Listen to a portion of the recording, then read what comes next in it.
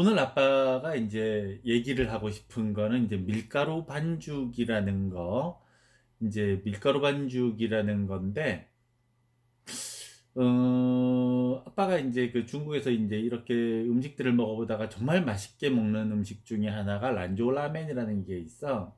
이 란조 라멘이라는 거에 이제 란조라는 게 이제 지역 이름인데, 우리나라 이제 이 전주 비빔밥처럼 중국에도 이제 그 지역 이름을 붙인 음식들이 많거든. 라면, 라자는 이제 당기다라는 거고, 면이라는 거는 이제 우리가 라면 할 때 그런 면이지. 결국에는 이제 라면이라는 거는 이제 이렇게 당겨 가지고 만드는 음식인데, 중국에서는 정말 이 대부분의 음식점에서 직접 이제 밀가루 반죽을 하고 직접 만두도 빚고 진짜 직접 이 면도 뽑거든. 자기가 직접 면 못 뽑고 직접 만두 못 만드는 집은 난 거의 없는 것 같아.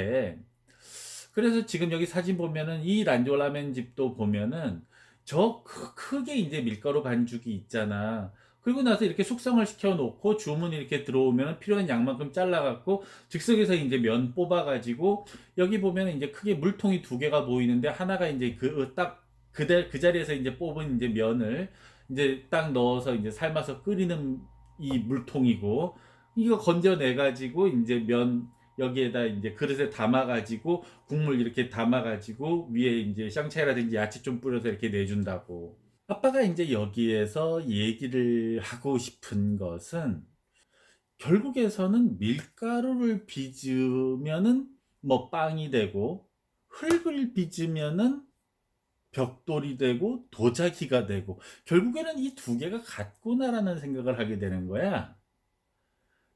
그래가지고 요 인제 사실 이 밀가루하고 인제 흙을 얘기를 인제 하고 싶은 게 오늘의 인제 이 핵심인데, 우선 이제 요 얘기를 좀 하기 위해서 인제 좀 만리장성을 좀 얘기를 좀 할게. 이 만리장성이 있는 데는 이제 팔달령, 빠달링이라 그래 갖고 북경 중심가에서 한 차로 한 3 시간 정도 가야 되는 좀 먼 거리에 있거든. 그전에 우리 지금 이 백제 시대 때 우리 이제 그 나라의 이제 성이라고 하는 게 어떻게 생겼는지를 잠깐 좀 보기 위해서 공주에 있는 공산성 사진이 있기 때문에 좀 이걸 보여주면은, 지금 저렇게 일반 산성이라고 하는 게 이제 바위를 좀 잘 다듬어서 크기 맞추었고 요렇게 이제 쌓아 나갔던 게 아빠가 알았던, 우리가 좀 생각하는 이제 이 산성의 일반적인 그거라면은, 이 만리장성이라고 하는 것은 지금 사진에도 보여지만 굉장히 이게 정교해. 하나하나가 지금 이제 벽돌로 다 구워 가지고 정말 정교하게 쌓았다고. 이제 이것이, 자, 여기 좀 보면은 이제 그 외부 성이 이렇게 있는데 외부에서 이제 적이 올 거 아니야. 이 성이라고 하는 거는, 잘 쌓아진 성은 밖에서 한 100명 정도가 닥쳐도 위에 한 명만 세워놔도 그 100명을 능히 다 막았대. 결국 밖에서 뭐 저기 활 쏘고 뭐 던지고 이제 그러는데, 가급적 저쪽에서 이제 잘 못 맞추기 위해서 높이 있어야 되고, 그리고 저기 나는 좁은 공간에서 몸을 숨기고 저쪽을 이제 효과적으로 공격을 해야 되니까, 지금 여기 보면은 그 바깥쪽에 있는 구멍은 작고 내 쪽에 있는 구멍은 이제 커가지고, 상대적으로 나는 여기에서 저쪽을 이 쏘는 각도를 최대한 이제 넓혀서 이제 쏠 수 있도록 해놨고, 상대방 바깥쪽에 있는 구멍을 최대한 이제 작게 만들어 놨거든. 그리고 요 위쪽 같은 경우 봐도 내가 지금 이 밑쪽을 쏘기 위해서 화살을 위쪽으로 걸어서 이제 밑에 숨어 있는 적군까지 이제 쏘게 하는, 결국 지금 요 하나하나가 다 그냥 일괄 제작해 갖고 딱딱 맞추는 측면도 있지만, 정말 요 뭐 바늘 하나 들어갈 틈 없이 정말 요거 하나하나를 다 제작한 거야. 정말 감탄스러웠던 거는, 비가 내릴 때 대비해 갖고 물이 빠지는 이 혼통까지도 이렇게 마련이 돼 있어. 그래 가지고 이 배수 시스템까지 저렇게 정교하게 돼 있다라고 하는 거는 정말 놀라운 거거든. 그러니까 이거는 요 하나하나를 설계해서 즉석에서 그냥 구워서 조달할 수 있는 이 도자기 굽는 기술이 있지 않고는 도저히 이거를 만들어낼 수가 없어. 결국에서는 이 많은 벽돌 누가 구웠겠어? 다 일반 백성들이 동원되어 갖고 빚고 구웠을 거 아니겠어? 결국에서는 흙을 빚고 굽는 게 생활인데 밀가루 챙긴다면은 밀가루 빚고 굽는 게 뭐 그렇게 어렵겠어, 그죠? 그러니까 이 옛날에는 인제 이 모든 중요한 도시에는 다 인제 이 성을 쌓았거든. 인제 이 남경의 성곽도 한번 좀 본 김에 보면은 그냥 남경의 성곽도 크게 다르지 않아. 결국엔 인제 벽돌을 인제 하나씩 구워서 인제 쌓아진 성곽인데 가지고 이 성이라고 하는 게 인제 이렇게 쌓다가 언제 없어지냐 그러면은 세계 제2차 세계대전 때 고 전에 라이트 형제가 인제 비행기 만들었잖아. 이 비행기가 무기로 쓰게 된 게 인제 세계 제2차 세계대전 때부터거든. 그때부터 인제 이 성을 더 이상 쌓지 않더라고. 그전까지만 해도 성 쌓아 놓으면은 일당백이었는데 뭐 비행기 훅 날아가 갖고 위에서 폭탄 집어 던지는데 뭐 성이 더 이상 필요가 없잖아. 그래서 세계 제2차 세계대전 때부터는 인제 성 안 쌓고 그전까지는 계속 성 쌓았던 것 같아. 자, 여기서 인제 벽돌이건 도자기건 간에 인제 이거를 흙을 가져다가 인제 빚어 구워내다가 인제 여기다 인제 색을 내기 시작한단 말이야. 유약 칠해 가지고 인제 구우니까 이 유약이라는 게 원래 인제 나뭇잎이나 뭐 인제 그런 탄재를 이렇게 섞은 물을 발랐더니 이제 다른 색깔이 나오더래. 그러면서 인제 이것이 점점 인제 발달하면서 내가 원하는 색깔을 내기 위해서 인제 노력을 하면서 인제 발달이 되는데 이 도자기라고 하는 거 이 유약 발라 가지고 인제 이 도자기 우리 일상생활에서 가장 이게 일반화되어 있는 게 변기야. 이 변기가 대표적인 우리 생활의 일반 뭐 세숫대야라든지 이것이 인제 가장 대표적인 인제 이 도자기거든 사실. 그런데 이 도자기에다가 유약 발라 가지고 뭐 우리는 뭐 고려 청자, 조선 백자 뭐 인제 이런 거를 아는데 사실상 우리 일반 생활에서 우리 대부분 이 좀 고급스러운 호텔의 내부 인테리어는 거의 다 도자기라고 보면 돼. 그러니까 대리석 있잖아. 이 대리석을 사실상 진짜 대리석을 쓰면은 이게 대리석이 굉장히 인제 비싸지는데 지금 인테리어 자재상을 가 보면은 진짜 인제 대리석은 비싸고 요 대리석 모양을 한 인제 도자기로 구운 인제 타일 같은 거 정말 모양이 거의 비슷하고 이게 더 예뻐 도자기 타일이. 결국에 이게 싸니까 인제 이것이 지금 뭐 거의 일반화돼 있는데 그 옛날에도 옛날에도 사실 이 유약을 발라서 도자기를 굽기 시작을 하면서 이 색깔을 내기 위해서 정말 노력을 한 거야.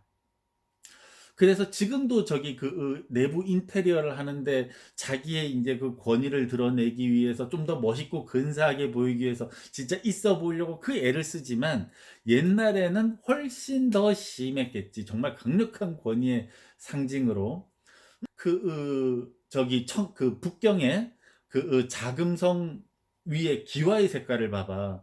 자금성 위의 색깔이 인제 노란색 아니야. 황제를 상징하는 노란색.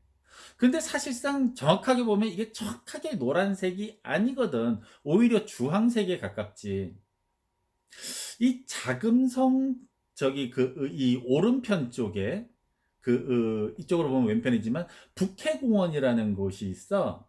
이곳에 인제 구룡벽이라고 하는 인제 장식벽이 있는데 용이 9마리의 용이 근사하게 인제 장식이 되어 있는데 이 용을 가만히 보다가 보면은 이 용이 그냥 이렇게 조각해 놓은 게 아니라 이거는 그냥 도자기 각각의 용을 하나하나 도자기로 구워 가지고 맞추어 놓은 거야. 결국에는 이 벽 자체가 거대한 그냥 도자기 장식이지. 결국 대표적인 색깔이라고 하는 게 보면 하얀색, 주황색도 보이고 청색, 자색, 초록색 등등의 이제 색깔이 보이는데 이 북해공원의 이 구룡벽이 이제 청나라 때 이제 이게 세워졌대. 걸륭 황제 21년 때 세워졌다 그러는데, 택시를 보면은 구룡벽의 칼라랑 이제 굉장한 연관성이 나온다고. 북경의 택시의 색깔이 바로 구룡벽이 색깔인 걸 알 수 있잖아. 그치? 그러니까 요런 내용들을 이제 중국 친구들하고 이제 대화할 때 화제거리로 삼으면은 정말 재밌게 얘기를 할 수 있어. 이제 심양이라는 이제 도시에 가면 여기에도 이제 고궁이 하나 있어. 이 걸륭 황제가 빚은 도자기 전시회가 있었거든. 지금 요 도자기를 보면은 완전히 이 푸른색을 자랑하는 이제 이 도자기지. 결국에는 청나라잖아. 명나라가 아니라 이제 청나라.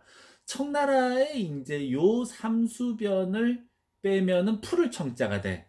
그러니까 이 청나라의 상징은 이 고귀한 푸르름을 이제 걸륭 황제는 이제 구현을 하기 위해서 저 푸른색을 정말 애를 써서 냈겠지. 그리고 아빠가 이제 한 2016년도였던 것 같은데 북경박물관에 갔더니 이 서태후 이 츠시의 츠치 서태후의 도자기야. 츠시 더 츠치. 그래갖고 이제 이 서태후가 자기 아들의 결혼식을 위해서 이제 2년간 공들여서 도자기를 만들었대. 그러니까 이걸 왜 그렇게 만들었냐 그러면은 이 서태후는 원래 그렇게 신분이 높은 사람은 아니었어 원래. 그런데 이제 황제의 아들을 낳으면서 이제 권력을 잡았고 이 아들이 황제가 되면서 그런데 이 아들이 이제 동치제가 되는데 이 동치제가 5살에 즉위했대. 그래서 이 서태후가 뒤에서 섭정을 하기 시작을 하는 거야. 이 서태후가 정치 권력이 굉장히 강했대. 결국에서는 이제 이 5살에 즉위된 황제가 17살에 결혼을 하고 그 다음 해인 18살에 병으로 죽어. 이 18살에 결혼을 할 때 이 서태후가 이 만든 역시 이제 이 도자기가 있어. 지금 여기 보면 서태후의 도자기 해가지고 전시회를 연데 아빠가 제일 눈에 들어온 건 저 황색 도자기야.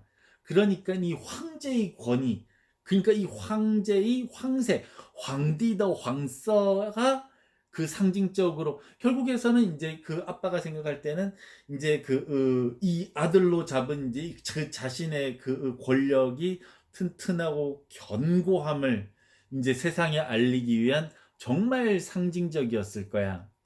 결국 이제 우리나라 지금 현재도 우리가 뭐 고급 시계라든지 명품 백이라든지 이제 슈퍼카 뭐 이런 거, 집 이런 데서 이제 앞에서 깨갱하듯이 정말 사람들이 다 이런 거 있으면은 진짜 절대 내가 이제 못 가질 물건이니까 정말 머리를 진짜 조아렸겠지. 뭐 오늘은 다음에